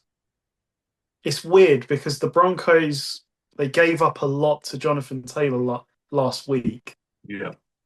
But the Chargers, like they've become a passing offense. It's what you were saying about them last year. Yeah. I love the fact that in big moments in these 2 weeks, they've put the ball in Justin Herbert's hands. And so far, he has delivered. You know, especially in the Chiefs game, like he went on a 9-minute drive where they're up maybe 2 or 3 points. And you're thinking, well, this is going to be the classic, you know, this is where it comes to an end. Chiefs get the ball back, they win the game. No, they go up 10 on a 10-minute drive. And then the Chiefs score with some Mahomes heroics.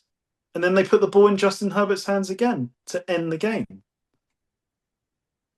I think the Broncos maybe, I don't know, it's weird. Sean Payton basically said they're a Super Bowl caliber team going into the season. They haven't looked like one so far. And Sean Payton has a history of his teams have a history of kind of blowing the game at the end. Like, they should have beaten the Colts, but because someone tried to leap over the wall to block the kick, the Colts get another kick and they win the game. Like last year, they've got a kick to beat the Chiefs. Something goes wrong. The Minnesota Miracle when he was at the Saints. Like, these weird things just happen. Like, and like it's frequent for him. I think this will be a great game. Like, I think that it will be as close as the spread says it is, but I'll lean Chargers this week. Just because I think the Chargers are on a bit of a high right now. And they're getting my man Trey Harris involved more. So this receiving core is starting to develop. Like, it's not, elite. Oh, but one thing, and I hate to do this to Jim Harbaugh for everyone listening. Yeah, like teams will be listening to our pod. Maybe they will be one day. No one is picking up this Lad McConkey route where he is basically just off the right tackle and he runs a crosser, like a deep crosser.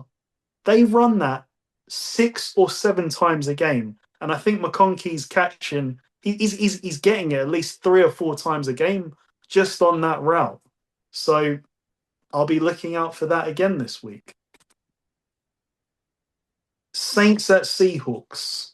The spread, wow, the spread is 7.5 in favor of the Seahawks, who are at home.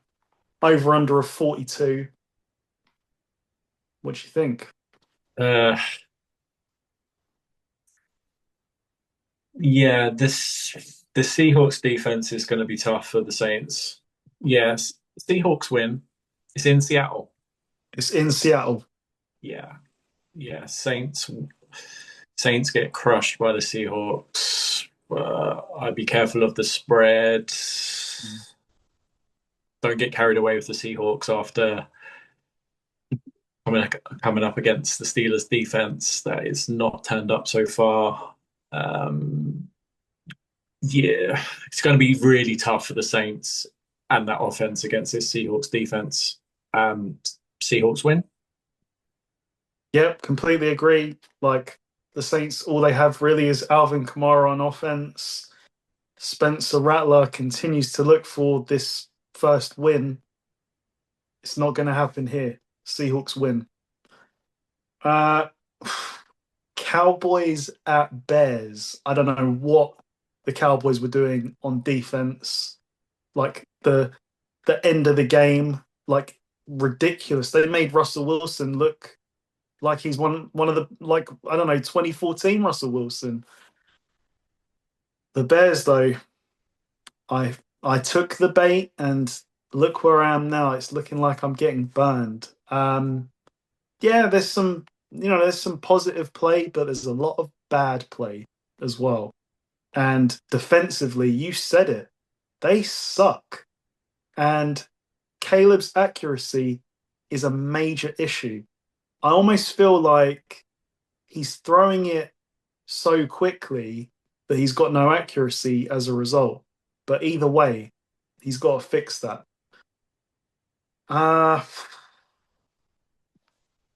Two teams you can't trust.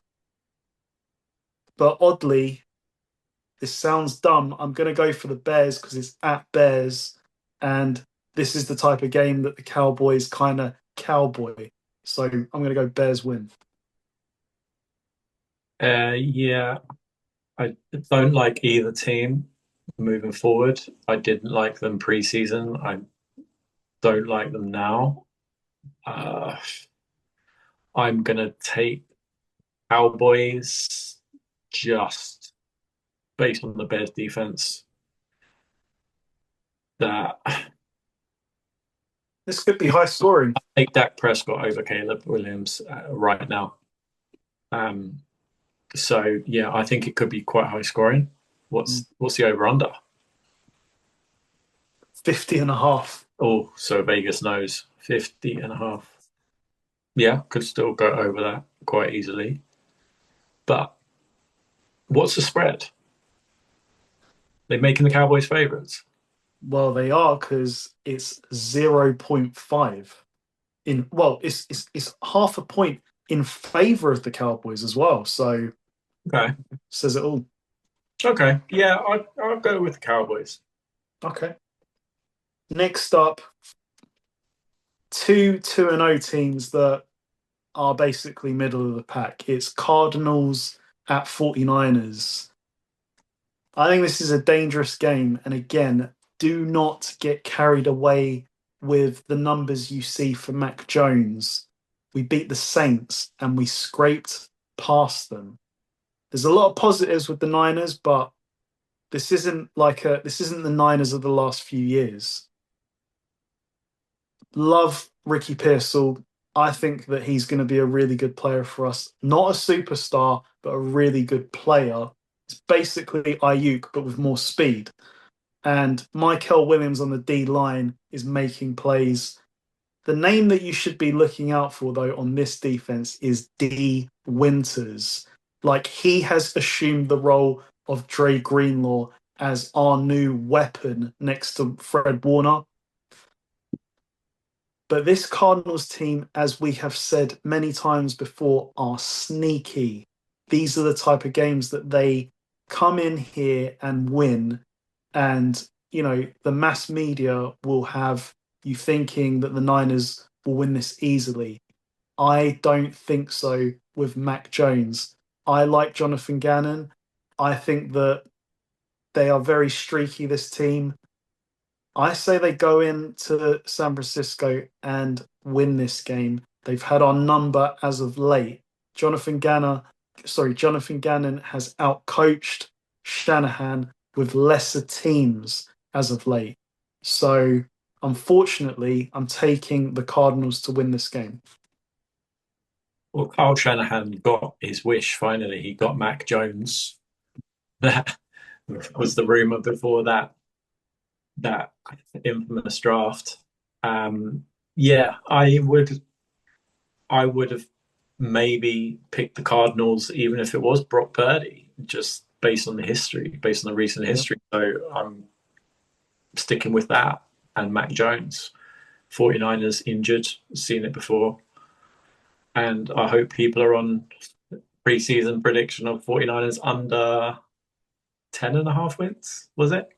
Yeah, 10-7 is still a winning bet for under 10.5 wins. Yeah. Yeah, just because of the injury history. And easy schedule is only an easy schedule if you've got all your starters.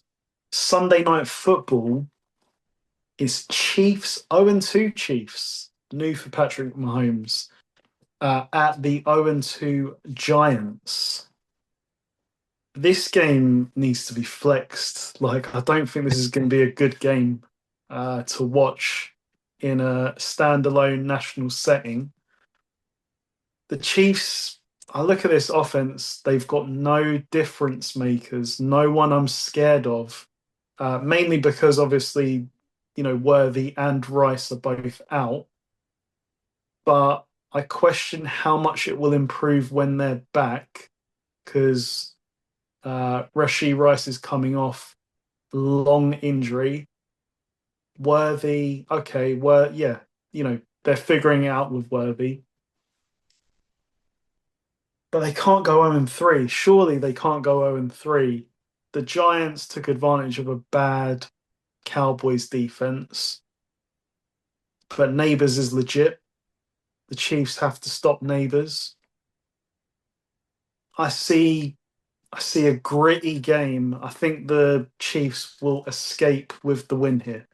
The spread, the spread is 6 in favor of the Chiefs, and the over/under is 45.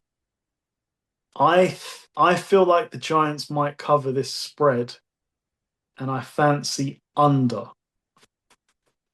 And it's in Kansas City. It's at the Giants. Okay. Okay. Yeah. Yeah, I agree. I totally agree. Chiefs win, Giants cover. This is the Chiefs offense. We've seen it for a couple of years now. It's pretty methodical.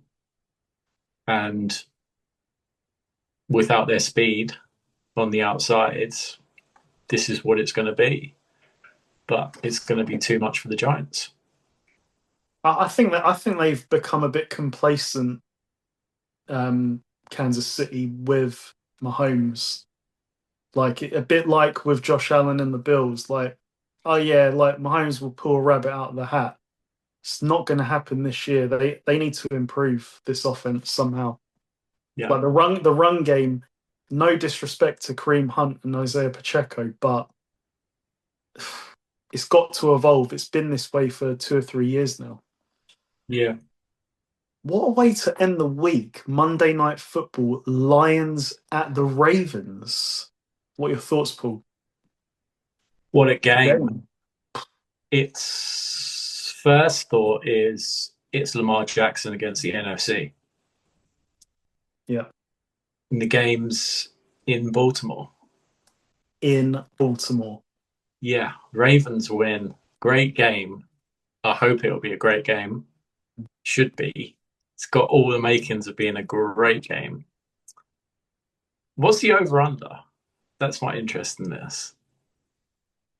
I think this is the highest of the week, 52.5. Yeah, I'm still not scared. Give me the over. Mm. Give me the over. And the spread? 5. Oh, Now, these two met in Baltimore 2 years ago when the Lions were up and coming, and they'd established themselves as a contender. They went into Baltimore in what we were expecting to be a great game, and I agree. I hope it's a great game.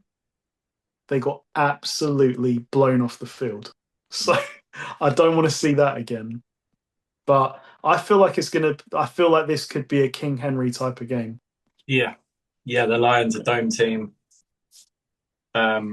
Just the nature of their division that they play in, they play a lot of games. I know Green Bay's outdoors and cold, and Chicago outdoors and cold, but they play a lot of games inside. Baltimore know how to run the ball, and yeah, I just think the Ravens will win, probably cover, but I'd be more more interested in just taking the over and play a Yeah, prop like Henry rushing yards. Lamar rushing yards, Yeah, yeah. Goff passing yards because they'll probably be playing from behind. Yeah, if I'm the Ravens, then I'm going to run the ball a lot on the Lions and just try and keep the ball out of Detroit's hands. Mm. Just shorten up the game. Yeah, I think Baltimore will win. Yep.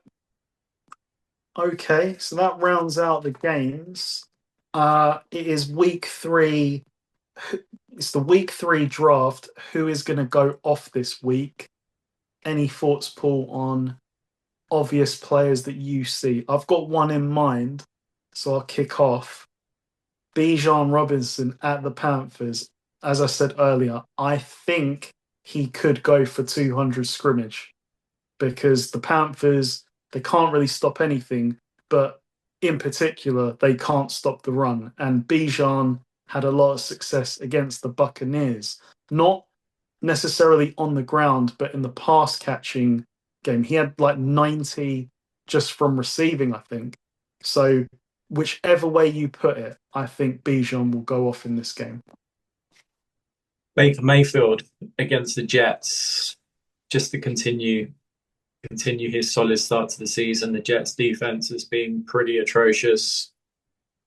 And yeah, the Bucks have got way too much for the Jets, and Baker isn't the kind of guy to take and lightly. So Yep. All right, I'm gonna stick with running backs. Jonathan Taylor against the Titans. Titans, as I said, have given up over 300 rushing so far. Two explosive runs for over 40 yards. Jonathan Taylor has started on a house on fire, leads the league in rushing. I say he continues and goes off this week. Dak Prescott against the Bears. I think this could be a fantasy football starting quarterback. He could be your streamer starter against his Bears defense. Yeah. Um, and the Cowboys offense, most of it runs through Dak Prescott and his arm. He's healthy. Yeah. You know what he does against bad defenses. Yep. And who does he like throwing to? My third pick is going to be CD Lamb. Bears got absolutely torched last week, like led by Amon-Ra St. Brown. Dak's going to throw it to CD Lamb, like in volume. So I say CD Lamb goes off against the Bears. Um, Not the Lions Ravens game. Well, maybe. Give me another few of the week three matchups. Week three, you got Texans Jags. That could be high scoring. Broncos Chargers. Rams Eagles. That could be more defensive though. Raiders Commanders. Jaden's hurt, or else I would have gone Jaden. Mm, what else we got Bills Dolphins. Okay, yeah. Give me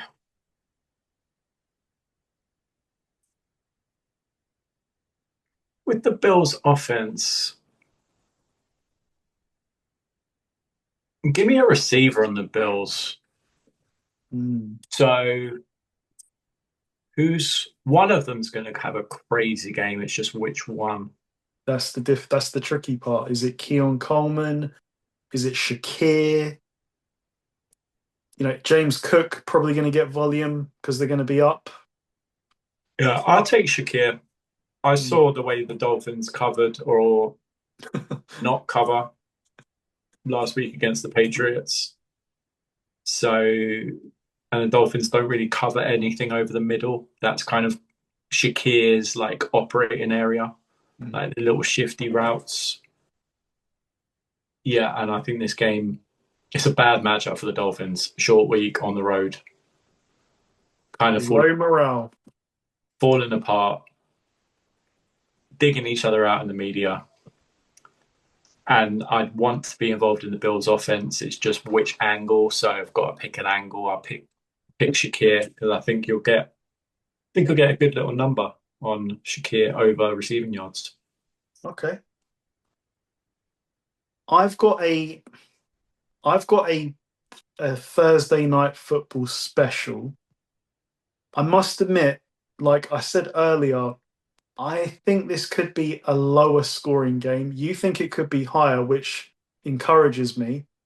But I've gone a little bit conservative this week. I want to get off the board on Thursday nights. We've not hit so far. We're in week 3, so it's a treble. Devon Achan over 37.5 receiving yards. James Cook over 12.5 receiving yards. And Josh Allen over 29.5 rushing yards.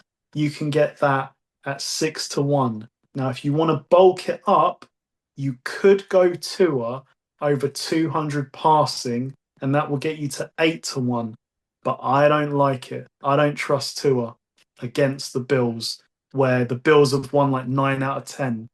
I'm not sure Tua can even get to 200. But if you like it, you can get to 8-1. Like it, like it. HM, yeah, he's involved a lot. Yeah.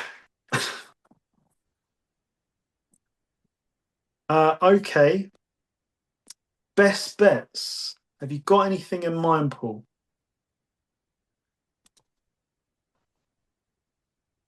I've got a few fancies, but I wouldn't call them best bets. If I've got to go with something, then Yeah, we can go singular. We don't have it doesn't have to be like a treble or anything like, but if you've got spreads that you like or over unders that you like.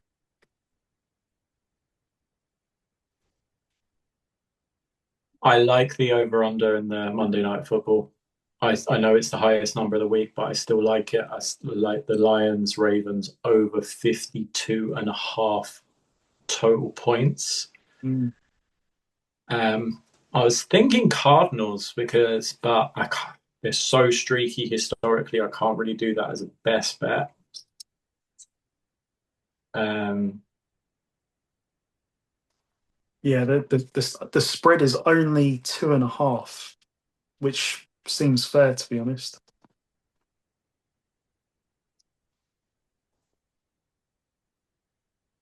Tampa Bay cover 7 points. Yeah. At Jets. Jets aren't going to score enough points to keep up with the Bucks, and the Bucks, I don't think are going to take this game lightly. They're too well coached. Baker leading them with an attitude. They've been involved in a couple of close games. I don't think this game's going to be close. I think they win by 10 or more. I also had this one, Tyrod Taylor at quarterback, as trusty as he is, and good character he is. He's not really a starting level quarterback, so I think he'll struggle. Um, I am going to take the Chargers at 2.5. I'm not yet sold on the Broncos. I think they might come out and play this week though, properly, which is a bit of a scare. But I also believe in Jim Harbaugh and this team, so I'll take the 2.5. And I'm going to roll the dice again this week. Don't let me down again. I'm going to take the Steelers -2 because I'm not a believer in the Patriots. The Steelers are making me not believe in the Steelers, but this is a pure mystique play with the Steelers. What happens when they have a disappointing loss? They usually bounce back. This is a new look Steelers, but it is still Mike Tomlin. So I'll take the Steelers. And if they lose, I won't take them again this season. I've heard it, and it's true. This is not your mum and dad's old Steelers. This is the new, we're aggressive in the off season Steelers. So this whole like, yeah, we run the wall and play defense. Okay, we're yet to see that, but historically, that's what they do. Not playing defense so far this year. Nope. So we need an improvement. All right. Well, there's one last thing to do, Paul. It is time for the wheel spin. What are we calling this? We're calling this the wheel spin bet builder for week 3. All right. I'm not going to call them out. I've got them written down. So let's see what we get. Light blue. Well, guess what we're building a bet on this week? It is Panthers Falcons. Okay. So I think we needed five legs for this. So I was thinking we agree on like over, under, or spread, and then we'll pick 2 props each. What do you think? Okay. So This 5, isn't it? the spread is 5.5. And it's in Atlanta. It's in Carolina. Okay. Over under's 43.5. Hmm. Um,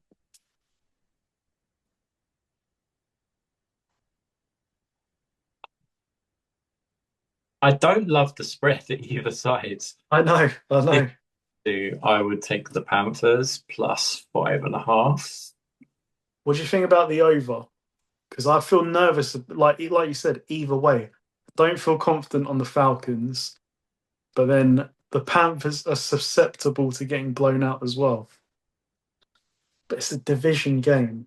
Hmm. Yeah, on the road in on on a grass field. Panthers a dome team. I take Bijan scrimmage yards. That's 90, 100 odd. So Bijan scrimmage yards is 106.5. Easy pick. Yeah. I'm gonna take McMillan over 61.5 because I think he'll get volume. Yep. And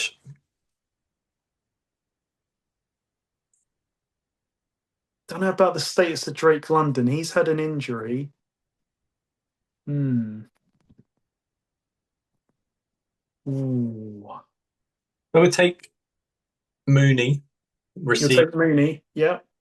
Mooney's over 40.5, Yeah. but he's the guy that goes under the radar. Yeah, and I think we'll get a good number. Take Penix. Penix passing yards.